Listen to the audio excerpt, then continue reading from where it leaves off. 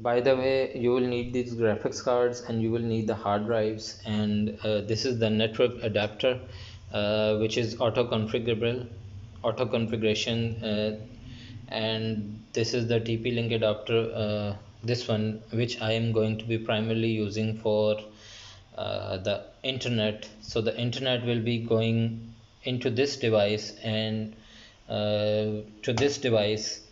So all of the computers will be connecting from this cable, which is the Cat6. You do not want to be using the Cat5 because it does not have a great transfer rate.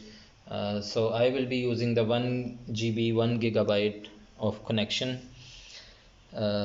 speed, and a couple of VGA and some HDMI cables.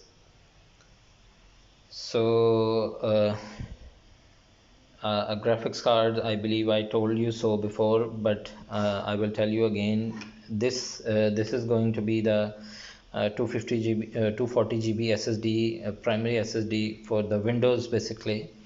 I will be using these on all of the T5500 machines, and this graphic card, which I will be installing on the T55 as well, which is 1 GB, 630 I believe so, and this one is 1050 Ti, which is 4 GB.